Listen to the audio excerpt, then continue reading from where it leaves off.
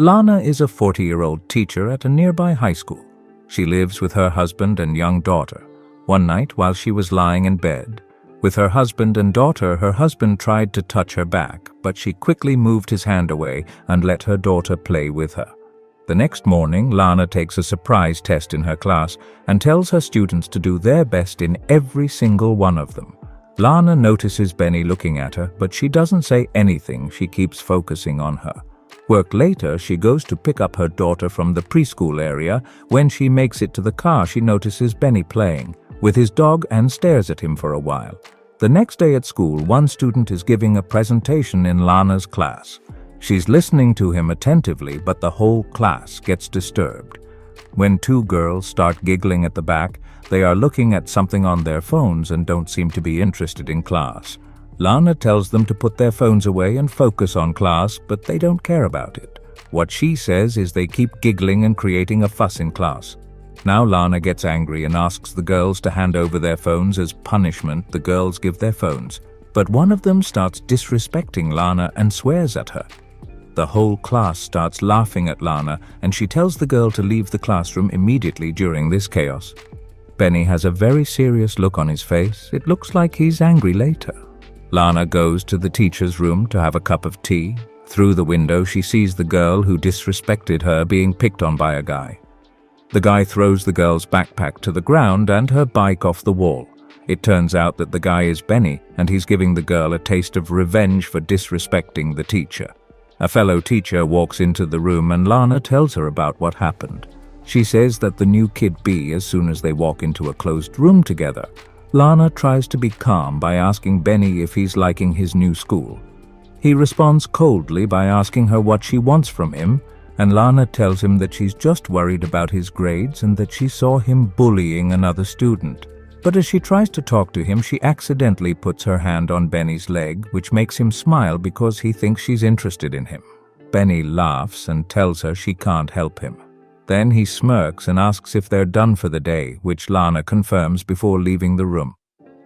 Later that night, Lana is checking her students' grades at home and sees that Benny's grades are low compared to everyone else.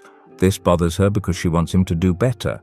The next day, Lana teaches her class as usual, and she's just about to talk about Lana's face shows that she enjoys it, but she tries hard to get him to stop. She tells him that they shouldn't be doing this, but he doesn't listen and keeps going. Just as she's about to give in to Benny's touch, she steps back and denies it. She then tells him that this should never happen again. Before she leaves, she also tells him that she will make sure he is kicked out of school the next day if he ever tries to touch her again. Lana tries hard to concentrate on her work, but she seems to be thinking about something else. She gives the students work to do, but Benny doesn't do it and just stares at her after class. Benny approaches Lana in the hallway and asks her to go out with him that night, but Lana politely declines, telling him that whatever happened between them was wrong and should never happen again. When she gets to the parking lot, her car has been completely smashed. The door is cracked and the side mirrors are broken. She looks around to find the person who did it, but no one is there. At this point, she thinks that Benny might be getting back at her for turning him down. Later, Lana picks up her daughter from school and sees a group of young boys. She thinks that one of them is Benny because he's wearing a black hoodie, but she's just making things up. When she gets home, she realizes that the next day, Lana gives her students another assignment in class. They need to write a cover letter explaining why they are qualified for an internship. When Lana asks if anyone has any questions, Benny raises his hand.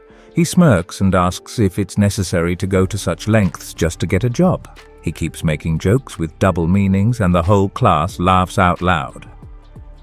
Lana gets very angry, grabs his bag and throws it outside as she yells at him to leave the classroom. Unfortunately, all the other students are also being disrespectful and take Benny's side. One of them even throws a duster at the board. Seeing this, Lana leaves the classroom and goes home the next morning. She goes on a morning jog in the forest but feels like someone is following her. She stops and looks around for a moment but doesn't see anyone there. Still, she quickly flees from the place. Later that day, she's reading a storybook for her daughter when the phone starts ringing. She picks up but nobody speaks on the other end. This keeps happening for a while until she realizes that it's Benny trying to mess with her. She hangs up the phone and puts it aside. After some time, she goes to school to take her classes, but stops when she sees Benny sitting inside the room. She feels super uncomfortable, so she decides to flee by pretending to be ill and asking her boss for a day off at home. Lana's husband asks about her day and why she came back home so early. She lies and tells him that she gave her students an interview assignment and got free early the next morning. After dropping her daughter off at school, she pulls over at the riverside. She takes a few moments to herself to think about whatever is happening. Then she decides to go to the museum to clear her head. As she's walking around and enjoying the art pieces, she suddenly notices is Benny. It turns out that he's been following her around everywhere. Lana gets scared and tries to leave the area. She goes down the stairs, but Benny follows her. She makes it into the elevator, but just as the doors close, Benny gets in too. Now the two of them are stuck in the elevator together. Benny asks her to come back to class, but she doesn't answer. He then starts caressing her face and slowly touching her all over. Lana is attracted to him as well because she doesn't stop him from touching her. She tries to grab his face and kiss him, but he stops her. Then he keeps kissing her neck and playing with her in the elevator. When Lana gets home that day, she tells her husband about a nightmare she had. She says that while her husband and daughter were on the beach, she saw herself being drawn into the ocean. The current was so strong that he couldn't even pull her out. Lana gets very emotional while telling this dream, so her husband comforts her the next morning. Lana goes on her morning jog, but stops at the riverside for a while. She throws a rock into the sea and starts planning something. Later she reaches the school, but instead of going to class, she sneaks into the head office. There she steals the upcoming final exam and stuffs it inside Benny's coat. She knows that someone will catch him, and that's exactly what happens. While Lana is in the staff room with other teachers, she sees Benny being detained by security outside. He immediately gets kicked out of school for stealing the exam papers, and Lana is super happy to know that he will no longer be an issue in her life. In the next scene, Lana and her husband are having a romantic time at the lake when all of a sudden, her husband disappears. She starts to panic and he screams as he comes out of the water. That's when Lana wakes up from her dream. It looks like she was having another nightmare, even though everything should be okay in her life now. After a few days, Lana starts to miss Benny. She starts to daydream about the times he touched her in the bathroom and the elevator, and she misses seeing his cute face in class. Eventually, she misses him so much that she fantasizes about having sexual relations with him.